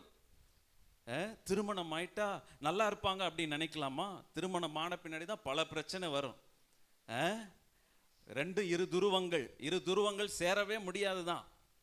அது சேர்ந்து வாழ வேண்டும், குடும்பம் ஐக்கியமா இருக்க வேண்டுமானால் குடும்ப ஜெபம் என்ன செய்யணும், இருக்கணும். குடும்ப ஐக்கியப்பட்டு இருக்க வேண்டுமானால், ஒருவருக்குள்ள ஒரு நல்ல புரிதல் இருக்க வேண்டுமானால், நமக்குள்ள குடும்ப ஜெபம், ஒரு பக்தி இருக்க வேண்டும். தேவ பக்தி இல்லை அப்படின்னா அந்த வீட்டில் தேவ பிரசன்னம் இல்லை. கர்த்தருடைய பிள்ளைகளே, வழி நடத்துங்கள். ஆபிரகாமை குறித்து ஒரு நல்ல சாட்சி சொல்லப்பட்டிருக்கிறது. ஆதியாகமம் 18ஆம் அதிகாரம் 19ஆம் வசனத்திலே வாசிக்கலாம். ஆதியாகமம் 18:19 கர்த்தர் ஆபிரகாமுக்கு சொன்னதை நிறைவேறும்படியாய் அவன் தன் பிள்ளைகளுக்கும், வாசிங்க, தன் பிள்ளைகளுக்கும் சொல்லுங்க, தனக்கு பின் வரும் தன் வீட்டாருக்கும். ரொம்ப முக்கியம் அந்த வார்த்தை. சொல்லுங்க, தன் பிள்ளைகளுக்கும், தனக்கு பின் வரும் வீட்டாருக்கும். பேரம் பேத்தி பிறந்தாலும் சரி கண்டுக்காம விட்டுறக்கூடாது. தாத்தா பாட்டி ஆனாலும் சின்ன பிள்ளைகளை கண்டுக்காம விட்டுறக்கூடாது. அந்த பாலகரின் வாயில ஆண்டவருடைய வார்த்தையை சொல்ல கற்றுக் கொடுக்க வேண்டும். ஆமென் சொல்லுங்க. மொபைல் போனை கொடுத்துடக்கூடாது, கற்றுக் கொடுக்க வேண்டும். அல்லேலூயா சொல்லு, ஸ்தோத்திரம் சொல்லு, ஆலயத்தில் வந்து உட்காரு, ஆண்டவருடைய வார்த்தையை கேளு அப்படின்னு நோட்ஸ் எடு. இப்படி அவங்களை வழி நடத்த வேண்டும். ஆபிரகாமை குறித்து ஆண்டவரே ஒரு சாட்சி சொல்றாரு. இவன் தன் பிள்ளைகளுக்கும் தனக்கு பின்வரும் வீட்டாருக்கும் நீதியும் நியாயத்தையும் செய்து கர்த்தருடைய வழியை காத்து நடவுங்கள் என்று சொல்லுங்க பிரதர், கட்டளையிடுவான். ஆபிரகாமை குறித்து என்ன சொல்லி இருக்கு? தன் பிள்ளைகளுக்கும் தன் வீட்டாருக்கும் தனக்கு பின்வரப்போகிற சந்ததியும் கர்த்தருடைய வழியை காத்து நடவுங்கள் என்று கட்டளையிடுவான். ஆண்டவர் அவன் மேல அப்படி ஒரு நம்பிக்கை அப்படின்னு சொல்லலாம். தேவதூதர் சொன்ன வார்த்தை, அப்படி ஒரு ட்ரஸ்ட். ஆண்டவரே ட்ரஸ்ட் பண்றார். இன்னைக்கு நம்மை ட்ரஸ்ட் பண்ண வேண்டும். இன்னைக்கு நம்ம கொர்நேலியை போல ஆண்டவர் நம்மை ட்ரஸ்ட் பண்ணணும், நம்பணும். இந்த சகோதரன், இந்த சகோதரி தன் குடும்பத்தை பக்தியிலே நடத்துவார்கள், கட்டளையிடுவார்கள். ஆமென் சொல்லுங்க. கட்டளையிடுங்கள், செய்தே ஆக வேண்டும், ஜெபித்தே ஆக வேண்டும். வேதம் வாசித்தே ஆக வேண்டும், ஆலயத்திற்கு சென்றே ஆக வேண்டும், கட்டளையிடுங்கள். ஆமென் சொல்லுங்க. இன்னைக்கு அநேகர் கட்டளையிட பல காரியங்களுக்கு கட்டளை போடுறீங்க, உலக பிரகாரமான காரியங்களுக்கு கட்டளை இடுகிறீர்கள். ஆனால் ஆவிக்குரிய காரியங்கள், பக்தியின் காரியங்களிலே கட்டளை இடுவதில்லை. இன்றைக்கு அதனால தான் இன்றைக்கு வீடுகளிலே குழப்பம், சமாதானம் இல்லை, ஆசீர்வாத குறைவு காணப்படுகிறது. இன்றைக்கு குடும்பத்திலே மகிழ்ச்சி இல்லை, தேவ பிரசன்னம் இல்லை, அபிஷேகம் இல்லை. காரணம் என்ன? அந்த வீட்டில் பக்தி இல்லை. ஒருத்தருக்குள்ள ஒவ்வொரு விதமான பழக்க வழக்கங்கள், நடக்கைகள், அவரவர் மனம் போன போக்கிலே வாழ்ந்து நடந்து கொண்டிருக்கிறார்கள். கர்த்தருடைய பிள்ளைகளே, தேவ பக்தியிலே வழிநடத்த உங்களை அர்ப்பணியுங்கள். யோசுவா சொல்றாரு, யோசுவா 24:15 கர்த்தரை சேவிக்கிறது உங்கள் பார்வைக்கு ஆகாததாய் கண்டால் பின்ன யாரை சேவிப்பீர்கள் என்று இன்று தெரிந்து கொள்ளுங்கள். நதிக்கு அப்புறத்தில் உங்கள் பிதாக்கள் சேவித்த தேவர்களை சேவிப்பீர்களோ, நீங்கள் வாசம் பண்ணுகிற தேசத்துக்கு குடிகளாகிய ஏமோரின் தேவர்களை சேவிப்பீர்களோ, நானும் சொல்லுங்க, நானும் என் வீட்டாருமோ வென்றால் கர்த்தரையே சேவிப்போம். அப்படி சொல்றவங்களாம் ஒரு கரங்களை உயர்த்தி சொல்லுங்க, கர்த்தரையே சேவிப்போம். ஆமென். உங்க மேல ஒரு முத்திரை போடப்பட்டிருக்கு தெரியுமா? நம் மேல ஒரு முத்திரை. என்னைக்கு திருமுழுக்கினால் ஞான ஸ்நானம் பெற்று எழும்பினோமோ, பரிசுத்த ஆவியானவர் நம் மேல என்ன வச்சிருக்கிறாரு? ஒரு முத்திரை வைத்திருக்கிறார், ஒரு அடையாளத்தை வைத்திருக்கிறார். ஸ்தோத்திரம். இந்த கிறிஸ்துவின் அடையாளத்தை ஒரு நாளும் விற்று போடாதிருங்கள். ஆமென். ஒரு நாளும் பக்தியை இழந்து போகாதிருங்கள். ஒரு நாளும் ஆண்டவர் கொடுத்த அபிஷேகத்தை இழந்து போகாதிருங்கள். இன்னைக்கு விசுவாசிகள், கர்த்தருடைய பிள்ளைகள் பக்தியாய் இருக்க வேண்டிய இடத்தில் பக்தியாய் இருக்க வேண்டும். இன்னைக்கு சபையில நம்ம பக்தியா காணப்படலாம், ஆனால் வாழ்கிற இடங்களில், வேலை செய்கிற இடங்களில், புறஜாதியார்கள் மத்தியில் கொர்நேலியுவை போல ஒரு பக்தி உள்ளவர்களாய் இருக்க வேண்டும். ஆமென். ஒரு மூப்பர் மரித்து போனார், 35 வருட விசுவாசி. அவருடைய அடக்க ஆராதனைக்கு போயிருக்கிறோம். அந்த அடக்க ஆராதனை நாங்கள் துவங்குறதுக்கு முன்பாக பாடல்கள்லாம் பாடிக்கிட்டு இருக்கிறோம். 1 மணிக்கு ஆராதனை ஆரம்பிக்கப்படும் அப்படின்னு பாடல்களை பாடிக்கிட்டு இருக்கிறோம். திடீர்னு அவருடைய உறவின் முறை யாரோ ஒருத்தர், ஊர்ல இருந்து மாமாவோ யாரோ சித்தப்பாவோ ஒருத்தர் வந்தார். எல்லாம் அவரு ரட்சிக்கப்படாதவர். அவர் சாங்கியங்களெல்லாம் செய்வதற்கு எல்லாம் ஒரு கூட்டத்தையே திரட்டி என்ன செய்கிறார், கொண்டு வர எல்லாம் போட்டு, மேலத்தாளெல்லாம் போட்டு, இப்ப நம்ம ஜெபம் ஆரம்பிக்க போற நேரத்தில் என்ன செய்யறாங்க, வராங்க. வந்து அவர் போய் முதல்ல அந்த வீட்டாரோடு பேசுறாரு. என்ன பேசுறாரு? நாங்க எங்க முறைப்படி எங்க மாமாக்கு செய்யறத செஞ்சிடறோம், அதுக்கப்புறம் உங்க ஃபாதரு என்ன செய்யறாரோ செய்யட்டும். இப்போ நாங்கள் போய் சொல்ல முடியுமா, பிரதர் எல்லாம் செய்யக்கூடாது, பண்ணக்கூடாது? யார் சொல்லணும்? யார் சொல்லணும்? வீட்டுக்கார் சொல்லணும், ரட்சிக்கப்பட்டவர்கள் சொல்லணும். முடியாதுங்க. அவர் 35 வருடம் ரட்சிக்கப்பட்ட ஒரு சபையின் மூப்பர். எங்க சபைக்குன்னு ஒரு பாஸ்டர் வந்திருக்கிறாரு, ஃபாதர் வந்திருக்கிறாரு. அவர் தான் என்ன செய்வாரு, நடத்துவார். அவர் புதைச்ச பின்னாடி என்னன்னாலும் என்ன செஞ்சுக்கோ, போய் செஞ்சுக்கோ. ஒரு வைராக்கியம் இல்லை. அவங்க என்ன செஞ்சிட்டாங்க, சரி மாமா நீ செய்யறத செய். வந்து எங்க கிட்ட பாஸ்டர் கிட்ட, பாஸ்டர் அவர் ஒரு 2 நிமிஷம் அவர் என்ன செய்யறாரோ செஞ்சுக்கிட்டோம், அப்புறம் நம்ம பண்ணிக்கலாம். நாங்க எதுவுமே சொல்ல, அமைதியா இருந்தோம். வந்து பாடியில தண்ணியை ஊத்துனா, தான் மேல தண்ணியை ஊத்துனா, குடும்பத்தார் இவங்கெல்லாம் விசுவாசிகள் எல்லார் மேலேயும் தண்ணியை ஊத்துனா, தடவ வேண்டியதெல்லாம் தடவுனா. இதெல்லாம் என்னங்க? இதெல்லாம் என்ன? பக்தி எங்க போச்சு? தேவ பயம் எங்க போச்சு? மற்ற மக்கள் மத்தியில உறவு, அன்னைக்கு உறவு ரொம்ப முக்கியமா போச்சு. அந்த இடத்துல பக்தி என்ன செய்துட்டோம், விற்று போட்டுட்டோம். ஆண்டவர் கொடுத்த அடையாளத்தை விற்று போட்டுட்டோம். இன்னைக்கு உங்க வாழ்க்கையில என்ன நடக்குது எனக்கு தெரியல. எப்படி இருக்கிறோம்? விசேஷங்கள், நல்ல காரியங்கள், கட்ட காரியங்கள்லாம் வரும்போது உங்க பக்தி எப்படி இருக்கு? உங்க தேவ பயம் எப்படி இருக்கு? வைராக்கியமா இருக்கிறீங்களா? ஆண்டவருக்காக நிக்கிறீங்களா? உறுதியா நிக்கிறீங்களா? என்ன ஆனாலும் பரவாயில்ல, நானும் என் வீட்டாருமோ என்றால் கர்த்தரையே என்ன செய்வோம்? சேவிப்போம். அவர் சொல்றார், நீங்க யாரை சேவிப்பீர்கள்? நதிக்கு அப்புறத்தில் இருக்கிற கடவுள்களையா, இல்ல உங்கள் முன்னோர்கள் வழங்கின கடவுள்களையா? நீ யாரனாலும் வணங்கிக்கோப்பா, நானும் என் வீட்டாருமோ என்றால் கர்த்தரையே என்ன செய்வோம்? சேவிப்போம். உறுதியா நிக்கணுங்க. இன்னைக்கு ஒரு திருமணத்துல உறுதியா உங்களால நிக்க முடியல, ஒரு சாவுல உங்களால உறுதியா நிக்க முடியல, ஒரு நல்ல காரியங்கள் விசேஷ நாட்களில உங்களால உறுதியா நிக்க முடியல. கர்த்தருடைய பிள்ளைகளே, கொர்நேலியு சாட்சி பெற்றவனாய் இருந்தான். இயேசுவை அறியாத ஒரு கொர்நேலியுக்குள்ள இப்படி ஒரு பக்தி வைராக்கியம் இருந்தது. இவ்வளவு சத்தியங்களை கேட்டு, வார்த்தையை கேட்டு, அபிஷேகத்தை பெற்றுக்கொண்டு, ஞான ஸ்நானத்தை பெற்றுக்கொண்டு, ஒரு ஒரு ஒரு பிரச்சனைன்னு வரும்போது ஆண்டவரை விட்டுறீங்களே, உங்க பக்தியை விட்டுறீங்களே, உங்க ஆண்டவர் மேல் இருக்கிறதான பயத்தை மறந்து போகிறீர்களே.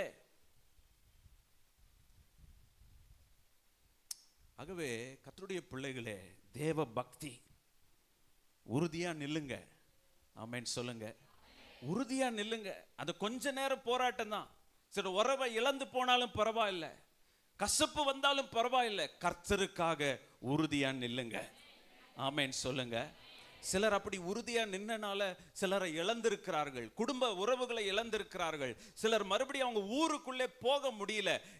சிலர் பக்தி வைராக்கியமா இருக்கிறதுனால அவங்களுக்கு முன்னாடி ஆண்டவர் அவர்களை உயர்த்தி வச்சிருக்கிறார், மேன்மைப்படுத்தி வச்சிருக்கிறார். ஆமென் சொல்லுங்க. நேரம் இல்லை, என்ன அநேக சாட்சிகளை சொல்ல முடியும். ஸ்தோத்திரம். ரெண்டாவது கொர்நேலியு குறித்து வாசிக்கிறோம். ரெண்டாவது, ஜனங்களுக்கு மிகுந்த தர்மங்களை செய்து, எழுதி கொள்ளுங்க, உதார குணமுள்ளவனாய் இருந்தான். ரெண்டாவது கொர்நேலியு எப்படி இருந்தாரு? உதார குணமுள்ளவனாய் இருந்தான். he was generous in giving. உதார குணமுள்ளவனாய் இருந்தான். வேத வசனம் சொல்லுது, உதார குணமுள்ள ஆத்துமா செழிக்கும். ஆமென் சொல்லுங்க. உதார குணம், இது ஒரு குணம் பாருங்க. எல்லாருக்கும் உதார குணம் வராது. Generous heart. நான் உதார குணத்தை எங்க பெற்றோர்கள் கிட்ட இருந்தா கற்றுக்கொண்டேன். இன்றைக்கு நான் டேஸ்ட் பண்ற பிளெஸ்ஸிங், என் வாழ்க்கையில பார்க்கிற பிளெஸ்ஸிங் எல்லாம் என்னுடைய பெற்றோர்கள் ஊழியத்திலே, சபையிலே உதார குணமாய் இருந்தபடியினாலே அந்த ஆசீர்வாதங்களை சந்ததி பிள்ளைகள் அதை அனுபவிக்க முடியும். ஆமென் சொல்ல மாட்டீங்க? அல்லேலூயா. நான் திருமணமான பின்னாடி பாஸ்டர் பார்க்கிறேன், ரொம்ப உதார குணம் உள்ள ஒரு மனுஷன், உதார குணம் உள்ள ஒரு மனுஷன். ஸ்தோத்திரம். கர்த்தருடைய பிள்ளைகளை, உதார குணம். இவர் இங்கே கொர்நேலியு குறித்து சொல்லப்பட்டிருக்கிறது, தான தர்மங்களை செய்தான், கொடுத்தார், அக்கம் பக்கத்தில் இருக்கிறவங்களுக்கெல்லாம் கொடுத்தார். அப்ப அவருக்கு அந்த ஊர்ல எப்படி இருக்கும்? பேர் எப்படி இருக்கும்? செல்வாக்கு எப்படி இருக்கும்? சிலருடைய கரங்கள்லாம் விரியவே மாட்டுது, கை குறுகி போயிருது. சில நேரம் ரெண்டு கை பின்னாடி கட்டுற மாதிரி என்ன செய்யுது இருக்கு. இது ஒரு குணம். நான் சொல்லுகிறேன், அந்த குணத்தை ஆண்டவரிடத்திலிருந்து பெற்றுக்கொள்ளுங்க. எப்போ ஒருத்தருக்குள்ள தேவ பக்தி, தேவ பயம் அதெல்லாம் வருதோ, வந்த உடனே கை என்ன செய்யும்? விரிய ஆரம்பிச்சிடும். ஆமென் சொல்லுங்க. அப்போஸ்தலர் நடபடிகள் அதான் பார்க்கிறோம். பரிசுத்த ஆவியானவர் ஊற்றப்பட்டதற்கு பின்பாக எல்லாரும் கொண்டு வந்து கொடுக்க ஆரம்பிச்சிட்டாங்க. ஆமென் சொல்லுங்க. அது வரைக்கும் கொடுக்கல, எல்லாம் கொண்டு வந்து கொடுத்து இப்ப சபையில வச்சு, பொதுவா வச்சு, யார் யாருக்கு என்னென்ன தேவையோ சந்திக்க ஆரம்பிச்சிட்டாங்க. ஊழியம் வளர ஆரம்பித்தது, சபைகள் பெருகினது. ஆமென். அன்னைக்கு ஆதி திருச்சபையில அந்த குணத்தை பரிசுத்த ஆவியானவர் கொடுத்தார். ஆமென் சொல்லுங்க. அப்படி உதார குணமா இருந்தபடியினால தான் பவுல் இப்படி அப்போஸ்தலர்கள் எல்லாம் பல இடங்களுக்கு பிரயாணம் செய்து கிறிஸ்துவின் சுவிசேஷத்தை என்ன செய்தார்கள்? பிரசங்கித்தார்கள். எப்படி? அன்னைக்கு சபையில் இருந்த விசுவாசிகள் எல்லாம் உதார குணமாய் ஊழியங்களுக்கு தாங்கினார்கள், கொடுத்தார்கள். ஆமென் சொல்லுங்க. ஆமென். இந்த சத்தியங்கள் கேட்க ஒருவேளை கடினமா இருக்கலாம். ஆமென். ஆனால் இதுல தான் நம்முடைய வாழ்க்கையில பெருக்கம் இருக்கிறது, ஆசீர்வாதம் இருக்கிறது. ஸ்தோத்திரம். ஒரு சகோதரன் திருமணமானதற்கு பின்பாக அவர் என்னிடத்திலே வந்து ரொம்ப வேதனையாய் பொருளாதார கஷ்டத்தை குறித்து பகிர்ந்து கொண்டார். பாஸ்டர், ரொம்ப நெருக்கம், போராட்டம், பலவிதமான சூழ்நிலையின் வழியாய் போய் கொண்டிருக்கிறோம். அதனால நாங்க இனி கிருஷ்ணகிரியில் இருக்க முடியாது, சென்னைக்கு நாங்க வேலை பார்த்து தேடி போகலாம் அப்படின்னு இருக்கிறோம் அப்படின்னு சொன்னார். சரி, உங்க முடிவெல்லாம் நல்லதுதான். ஆனா ஒரு கேள்வி உங்ககிட்ட கேட்கிறேன், ஒரு பாஸ்டரா கேட்கிறேன். இதுவரைக்கும் கர்த்தர் உங்களுக்கு கொடுத்த உத்தியோகத்தில், கொடுத்த வருமானத்தில் நீங்கள் கர்த்தருக்கு உண்மையா இருக்கிறீங்களா அப்படின்னு கேட்டேன். ஆண்டவர் உங்களுக்கு கொடுக்கிற வருமானத்தில் 1/10 தசம பாகம் செலுத்தினீர்களா, கொடுத்தீங்களா? அவர் மேலையும் கீழையும் பார்த்தார். கொடுத்தேன், அப்பப்போ ஏதோ காணிக்க கொடுத்தேன், ஆனா 1/10 நான் என்ன செய்யல, கொடுக்கல. இல்லை பாஸ், நான் அதை செய்யலை. ஏன்னா என் குடும்ப நெருக்கம் அப்படி இருந்தது, சூழ்நிலை அப்படி இருந்தது, அதனால அதை நான் உண்மையா செய்ய முடியல. அப்போ நான் சொன்னேன், ஒரு 6 மாதம் அதை உண்மையா செய்து பாருங்க, உண்மையா செய்து பாருங்க. வசனமே சொல்லுது, சோதித்து பாருங்கள்னு சொல்லி இருக்கு. ஆமென் சொல்லுங்க. சோதித்து பாருங்கள், சோதித்து பாருங்கள். ஆமென். ஆசீர்வாதம் வருதான்னு சோதித்து பாருங்கள். ஹல்லேலூயா. பலன் யார்கிட்ட இருந்து வருது சொல்லுங்க? வேலை யார் கொடுத்தது? சம்பளம் யார் கொடுக்கிறது? இன்றைக்கு நம்ம இலவசமா மூச்சு காற்று சுவாசிச்சுட்டு இருக்கிறோம், அது யார் கொடுக்கிறது? இது போய் ஹாஸ்பிட்டலில் 1 மணி நேரத்துக்கு ஆக்சிஜன் எவ்வளோ செலவு தெரியுமா? குறைந்தது 1500 ரூபாய் 1 மணி நேரத்துக்கு, குறைந்தபட்சம். நம்ம இன்னைக்கு இலவசமா சுவாசிச்சுக்கிட்டு இருக்கிறோம், நாளைக்கு நம்ம இருப்போமான்னு தெரியாது. நேற்று இருந்தவர்கள் இன்றைக்கு இல்லை. ஆண்டவருக்கு நன்றி உள்ளத்தோடு என்ன செய்ய போகிறோம்? கொடுப்பது என்பது பணம் மாத்திரம் அல்ல, நம்மையே கொடுக்க வேண்டும். இயேசு தம்மையே கொடுத்தாரு, ஜீவ பலியாய் ஒப்பு கொடுத்தாரு. இயேசு நமக்குள் இருக்கிறார் அப்படின்னா அதனுடைய அன்பின் வெளிப்பாடு என்ன? கொடுப்பது. ஆமென் சொல்லுங்க. தன்னுடைய சொந்த குமாரனை நம்மை எனக்கு செய்தார், ஜீவ பலியாக ஒப்பு கொடுத்தார், சொந்த குமாரனை கொடுத்தார். ஆமென் சொல்லுங்க. இயேசு என்று சொல்லும் போதே கொடுப்பதுதான். ஆமென். அப்ப கிறிஸ்துவின் அன்பு நமக்குள்ளே இருக்குமானால், கிறிஸ்து நமக்குள்ளே வாசமா இருப்பாரானால், நம்முடைய கரம் கொடுக்கிற கரங்களாய் இருக்க வேண்டும். நம்முடைய நேரத்தை கொடுக்கணும், நம்முடைய நாட்களை கொடுக்கணும், கர்த்தருக்காக எதையாகிலும் செய்ய நம்ம முன் வரணும். ஹல்லேலூயா. பாஸ்டர், நாங்க செய்யறோம், நாங்க எங்க குடும்பம் பொறுப்பெடுத்துக்கிறோம், இந்த காரியத்தை செய்வதற்காக நாங்க முயற்சிக்கிறோம் அப்படின்ற காரியங்களிலே ஒவ்வொரு காரியத்திலே என்ன செய்யலாம் அப்படின்னு ஒரு பொருத்தனை செய்து பாருங்கள். ஆமென். ஸ்தோத்திரம். பவுல் சொல்றாரு, ஸ்தோத்திரிக்கிறோம். 2 கொரிந்தியர் 9, 6, 7, 8, 9 வசனத்துல வாசிக்கிறோம். சிறுக விதைக்கிறவன் சிறுக அறுப்பான், பெருக விதைக்கிறவன் பெருக அறுப்பான். அவனவன் விசனமாயும் அல்ல கட்டாயமாயும். ஆமாங்க, விசனமாயும் என்ன செய்யக்கூடாது? கொடுக்க கூடாது, ஆசீர்வாதம் இல்லை. ஆமென். இந்த செய்தியில கர்த்தர் உங்களோடு பேசி உணர்த்தினால் மாத்திரம் என்ன செய்யுங்க, அதை ஃபாலோ பண்ணுங்க. ஹல்லேலூயா. விசனமாயும் அல்ல. இங்க சர்ச்சில் ஏதாவது கட்டாயம் இருக்கா? கட்டாயமா நீங்க தசமபாகம் கொடுத்தாதான் இந்த சபையில உறுப்பினரா இருக்க முடியும்னு சொல்றோமா? இல்ல. ஒரு 2 மாசத்துக்கு முன்னாடி நாங்க வீட்டுல யோசித்து அதை பேசிக்கிட்டு இருக்கும்போது ஒரு கணக்கு போட்டு பார்த்தோம், எத்தனை பேர் உண்மையா இருக்கிறாங்க? 100ல் ஒரு 10% தான் உண்மையா இருக்கிறார்கள். கர்த்தருடைய பிள்ளைகளே, இன்றைக்கு பொருளாதார ரீதியிலே பலவித நெருக்கத்தின் வழியாய் நீங்கள் கடந்து போகலாம், சந்திக்கலாம். இதற்கெல்லாம் ஒரே பதில், உண்மையாய் இருங்கள். கர்த்தர் உங்களுக்கு கொடுக்கிறதுல உண்மையா இருங்க. ஆமென் சொல்லுங்க. நிறைய பேர் ஆமென் சொல்ல மாட்டீங்க. கர்த்தர் நமக்கு கொடுக்கிறதுல உண்மையா இருங்க. அதுதான் சிம்பிள்.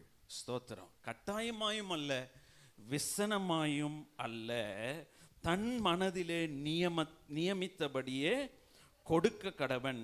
உற்சாகமாய் கொடுக்கிறவனிடத்தில் தேவன் பிரியமாய் இருக்கிறார்.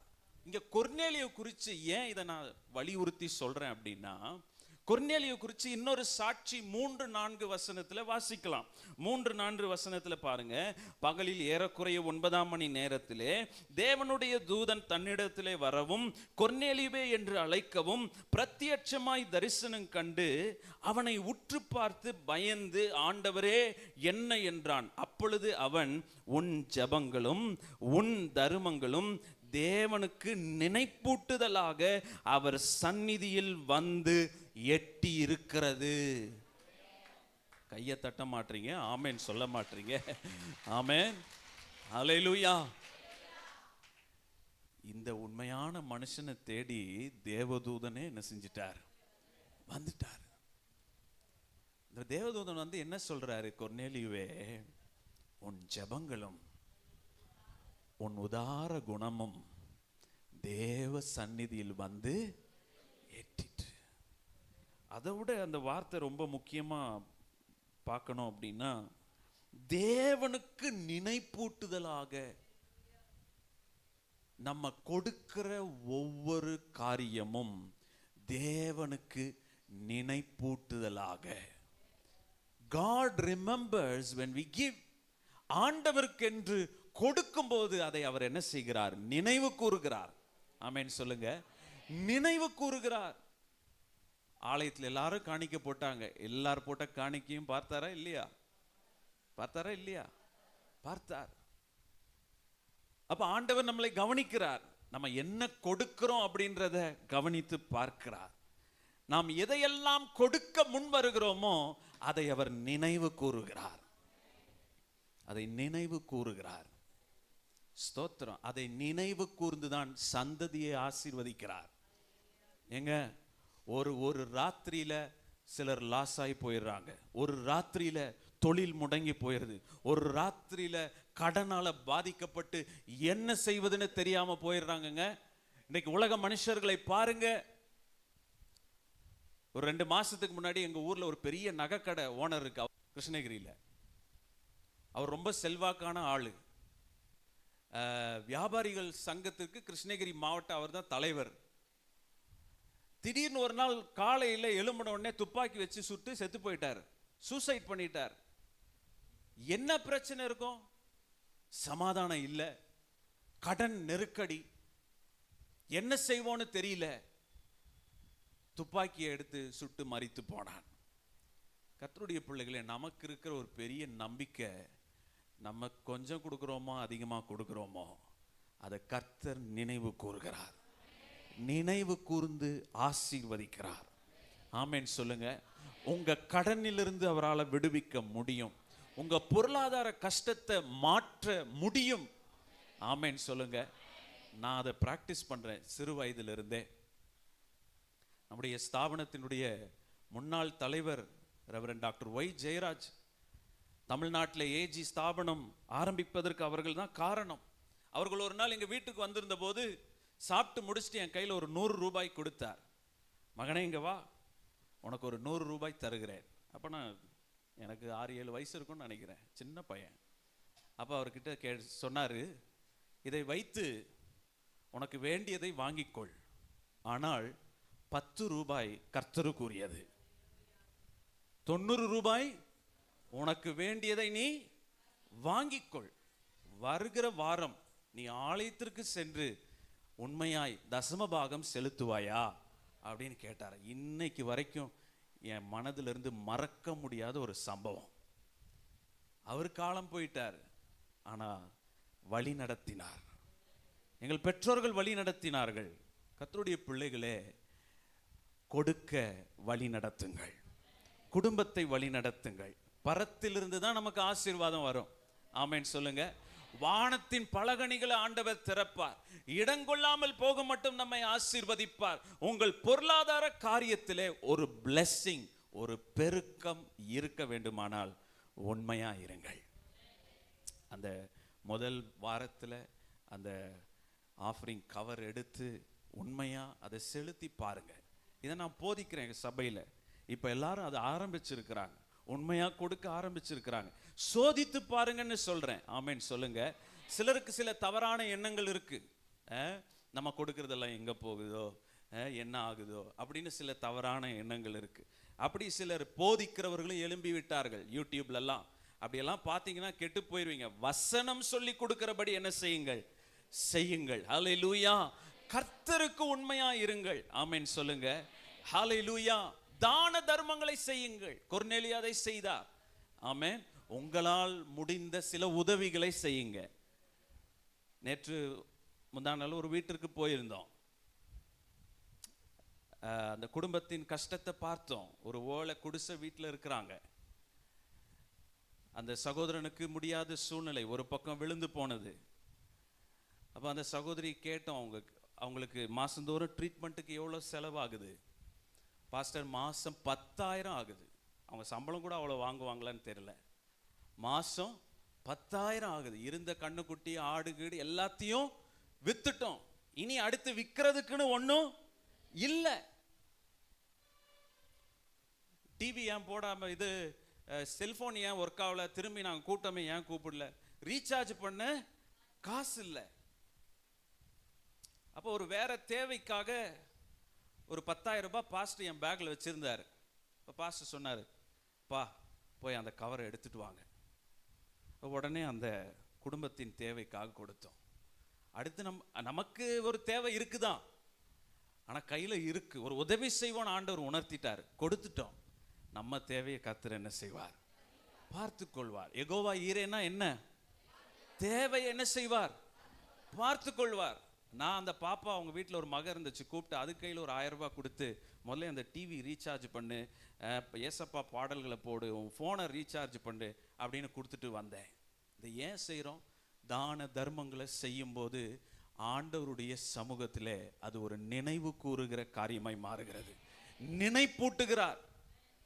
ஆமென். இதை நம்ம பிராக்டிஸ் பண்ணணும். ஆமென். கடந்த வெட்டிங் டேக்கு நானும் குளோரி யோசித்தோம், நம்ம ஏதாவது செய்யணும், உதவி செய்யணும். ஆண்டவர் பேசினார். அப்போ எங்கள் வருமானத்தில் என்ன முடியுமோ போய் ஒரு 20 உணவு பட்டலம் நல்ல பிரியாணி வாங்கி, நீ பின்னாடி உக்காந்துக்கோ, பிரியாணி வச்சுக்கோ, ரோட்டில் பாரு, யாராவது ஏழைகள் திக்கற்றவங்க இருந்தா நான் போய் வண்டியை நிறுத்துறேன், நீ என்ன செய், கொடு. வெட்டிங் டே அன்னைக்கு, ஒரு நல்ல நாட்கள் அன்னைக்கு, பர்த்டே அன்னைக்கு கொடுத்துட்டு வந்தோம். அடுத்த வருஷத்துக்குள்ளே கர்ப்பம் தரிக்க கர்த்தர் கிருபை செய்தார். ஆமென் சொல்லுங்க. ஆமென் சொல்லுங்க. இதுதாங்க பிளெஸ்ஸிங். இதுதான் பிளெஸ்ஸிங். நம்ம நினைக்கிறோம், ஐயோ நம்ம காசை போய் செலவு பண்ணுமா, யாருக்கோ கொடுக்கணுமா? முடிஞ்சதை செய்யுங்க. ஒரு நல்ல ஒரு 5 பேருக்காச்சு உணவு வாங்கி கொடுக்க முடியுமா பாருங்க. அல்லேலூயா. உங்க வருமானத்துக்கு தக்க, உங்க சூழ்நிலைக்கு ஏற்ப என்ன செய்ய முடியுமோ அதை செய்யுங்க. பரலோகம் அதை நினைவு கூறுகிறது. அதை நினைவு கூர்ந்து ஆண்டவர் ஆசீர்வதிக்கிறார். இன்னைக்கு வரைக்கும் அப்படி செய்யறதுனால எங்களுக்கு பொருளாதார ரீதியில் எந்த ஒரு கஷ்டத்தையும் ஆண்டவர் கொடுக்கல. ஆண்டவர் அருமையா மீதம் எடுக்கிற வகையில தான் நடத்துவார். ஆமென் சொல்லுங்க. ஒவ்வொரு மாசமும் மீதம் எடுக்கிற மாதிரி தான் இருக்கும். சிலர் சொல்லுவாங்க, கை என்னங்க கடிக்குது, கடைசி வாரம் ஆனா கடிக்குது, அப்படியெல்லாம் விடமாட்டார். ஆமென் சொல்லுங்க. கர்த்தருக்கு உண்மையா இருங்க. ஸ்தோத்திரம். அல்லேலூயா. அது இன்னொரு காரியம் ரொம்ப முக்கியம். பவுல் சொல்றாரு, அதை வாசிட்டு அடுத்த பகுதிக்கு போகலாம். 2 கொரிந்தியர் 9, 11, 12 இதை நம்ம செய்யறதுனால நம்ம வாழ்க்கையில சம்பூர்ணம் உண்டாயிருக்கும். என்ன உண்டாயிருக்கும் சொல்லுங்க? சம்பூர்ணம், சம்பூரண ஆசீர்வாதம். ஆமென் சொல்லுங்க. ஹெல்த், வெல்த், பிசிக்கல், நம்முடைய மனதிலே சமாதானம், வீட்டில் நன்மை, சரீர சுகம், இப்படியே அடிக்கிட்டே போலாம். அதுதான் சம்பூரணம். ஒன்னு இருந்து ஒன்னு இல்லை அப்படின்னு இல்லை, சம்பூர்ணமான ஆசீர்வாதங்கள் ஆண்டவர் கொடுப்பார்.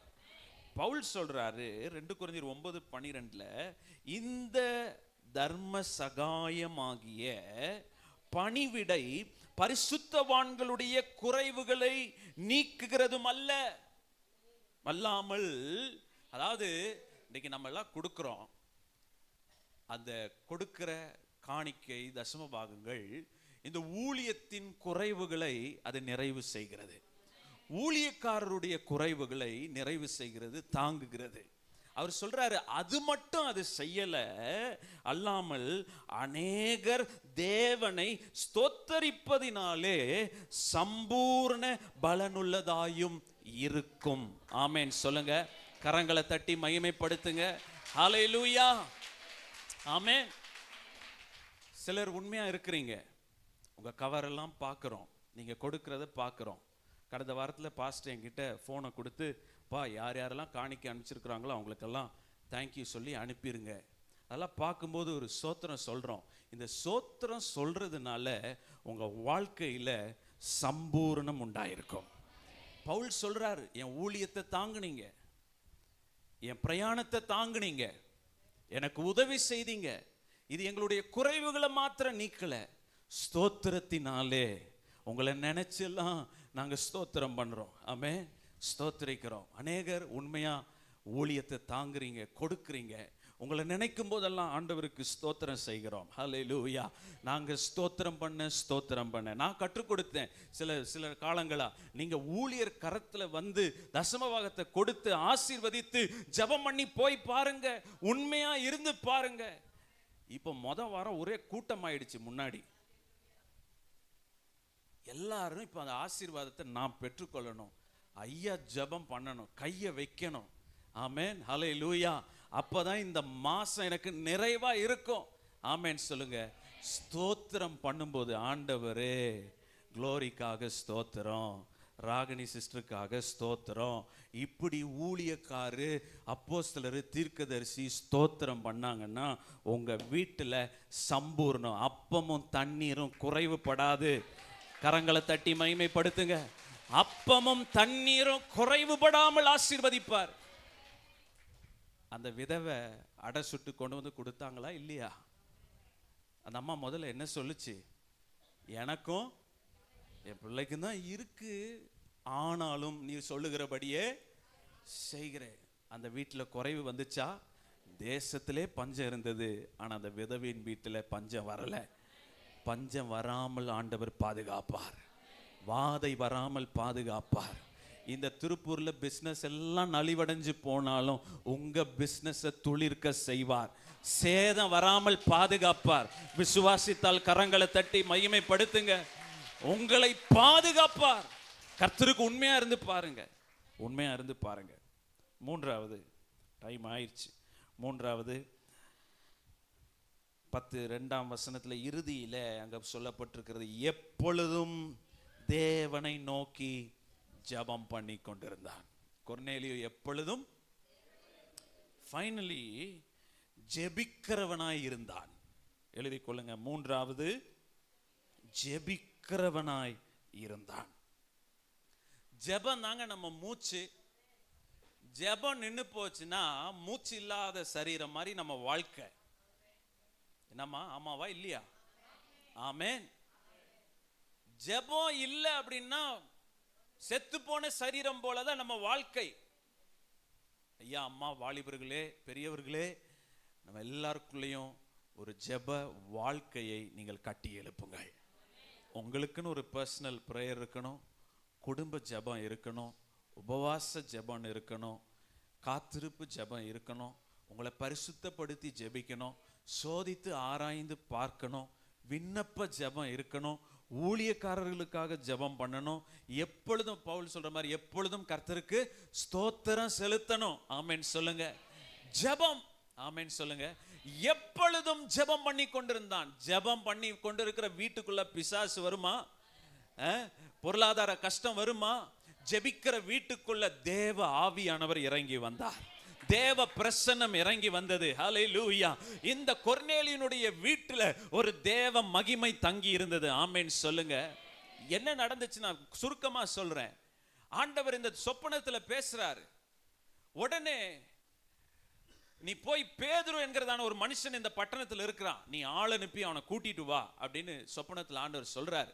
நீ அவனை கூட்டிட்டு வந்தனா உன் வீட்டுக்குள்ள ஒரு ஆசீர்வாதம் இருக்கு. ஆமென் சொல்லுங்க. எங்க ஊழியக்காரர் வந்து நம்ம வீட்டில் கால் வச்சா ஒரு ஆசீர்வாதம் இருக்குங்க. ஆமென் சொல்லுங்க. ஹல்லேலூயா. அதை நீங்க எங்களை யூஸ் பண்ணிக்கோங்க. நல்ல நாட்கள்ல கூப்பிடுங்க, விசேஷ நாட்கள்ல கூப்பிடுங்க. ஹல்லேலூயா. ஊழியக்காரர் வந்து கால் வைத்து வீட்டை ஆசீர்வதித்தா வீட்டில் ஒரு நன்மை உண்டாயிருக்கும். ஆமென் சொல்லுங்க. ஆண்டவரே போதிக்கிறார், நீ பேதுருவை போய் என்ன செய், கூட்டிட்டு வா, பார்த்து கூட்டிட்டு வா. உடனே ஆள் அனுப்புறான். பேதுருவுக்கும் ஒரு சொப்பனம் வருது பாருங்க. இவர் சொப்பனம் காண்ற நேரத்துல அவரும் சொப்பனம் காண்றார். இவங்க அப்போஸ்தலர் எல்லாம் என்ன நினைக்கிறாங்கன்னா, சுவிசேஷம் யாருக்கு, யூதர்களுக்கு தான் அப்படின்னு நினைக்கிறாங்க. ஆனா இந்த 10ஆம் அதிகாரத்துல கொர்நேலியு என்கிறதான புறஜாதியின் வீட்டுக்குள்ளே இயேசு வர சித்தமா இருந்திருக்கிறார். ஆமென் சொல்லுங்க. ஹல்லேலூயா. இப்போ இவங்க போய் அங்க போறாங்க. பேதுரு ஒரு சொப்பனத்துல ஒரே மிருக காட்சிகளா பார்க்கிறார். மிருக காட்சியா பார்க்கிறாரு. நண்டை பார்க்கிறாரு, ஆட்டை பார்க்கிறாரு, மாட்டை பார்க்கிறாரு. ஆண்டவர் சொல்றாரு, அடிச்சு புசி. அது கேட்ட உடனே அவனுக்கு ஒரு ஸ்டக் ஆயிட்டாப்ல. ஐயோ, அது எப்படி, சிலதெல்லாம் தீட்டு உள்ளதே, நான் எப்படி அடிச்சு புசிச்சு சாப்பிட்றது. உடனே வீட்டு கதவு தட்டுற சத்தம் கேட்குது. ஆள் வராங்க. என்னன்னு கேட்டா அப்போ அவங்க சொல்றாங்க 22ஆம் வசனத்துல, ஐயா இப்படி ஒரு நல்ல மனிதன் ஒருத்தர் இருக்கிறாரு, ஒரு நற்சாட்சி பெற்ற, யூதர்களுக்குள்ளே நற்சாட்சி பெற்ற மனுஷன் இருக்கிறாரு, அவர் ஒரு சொப்பனத்தை கண்டாரு, அதனால நாங்க உங்களை தேடி வந்தோம், நீங்க எங்க வீட்டுக்கு என்ன செய்யணும், வரணும்னு என்ன செய்யறாங்க, கட்டளையிட்டு கூட்டு போறாங்க. பேதுரு அந்த வீட்டுக்குள்ள என்ன செய்யறார், வருகிறார். ஆமென் சொல்லுங்க. பேதுரு அந்த வீட்டுக்குள்ள போய் ஆண்டவருடைய வார்த்தையை, வசனத்தை பேசுகிறார்.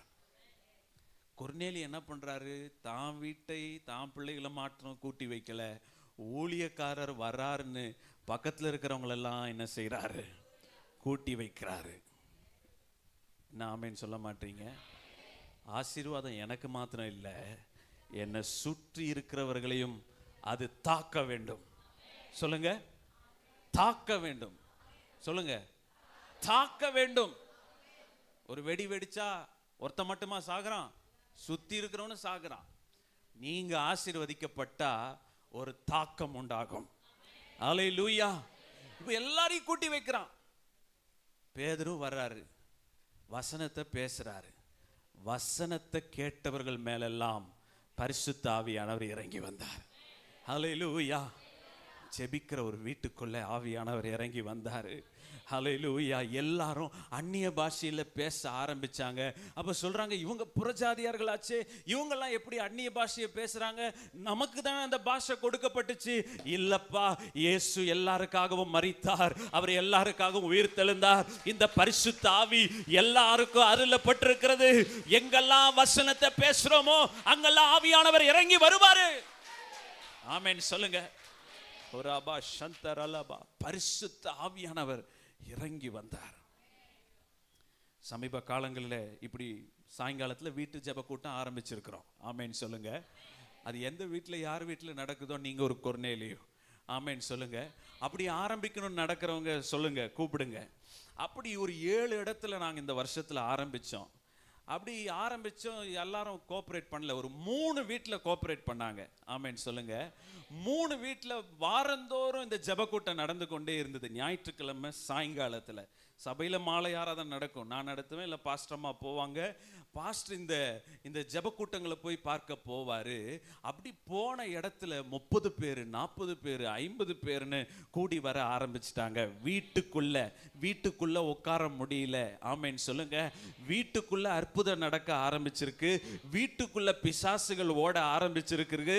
இந்த வீட்டு ஜெபத்தின் மூலமாக கடந்த 2 மாசத்துல 30 பேர் சபைக்குள்ள புதுசா வந்திருக்கிறாங்க. கரங்களை தட்டி மகிமைப்படுத்துங்க. ஹல்லேலூயா. நீங்கள் ஒரு கொர்நேலியுவாய் இருங்கள். விசுவாசத்தோடு கூட்டு அமர வைங்க, அழைத்து அமர வைங்க. வசனத்தை கேட்டவர்கள் மேல பரிசுத்த ஆவியானவர் இறங்கி வருவார். ஆமென் சொல்லுவோமா? 3 காரியங்களை பார்த்தோம். முதலாவது தேவ பக்தி உள்ளவனாய் இருந்தான். 2வது உதார குணம் உள்ளவனாய் இருந்தான். 3வது எப்பொழுதும் ஜெபிக்கிறவனாய் இருந்தான். நம்ம எல்லாரும் இருக்கிற இடத்துல எழும்பி நிற்போமா? ஆண்டவருக்கு என்று கொடுக்கிற ஒரு அருமையான நேரம் போய்விட்டது. ஆகவே வேகமாக நம்முடைய காணிக்கை சேகரிக்கிறவர்கள் ஆயத்தமாக இருங்க. இந்த பாட்டு, அக்கினியில் நடந்து வந்தோம், அக்கினியில் நடந்து வந்தோம், சேதம் ஒன்றும் இல்லையப்பா, தண்ணீரை கடந்து வந்தோ, நாங்க மூழ்கி போகவில்லை அப்பா.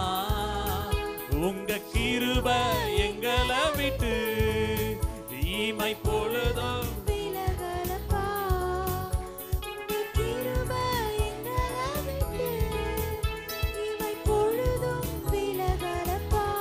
ஓ எங்கள் தேவன் நீர், எங்கள் ராஜா நீர், நாங்கள் போற்றிடும் எங்கள் கண்மலை நீர். எங்கள் தேவன் நீர், எங்கள் ராஜா நீர், நாங்கள் போற்றிடும் எங்கள் கண்மலை நீர். அக்கினியில் கடந்து வந்தோ, ஆனால் சேதம் ஒன்றுமில்லை அப்பா.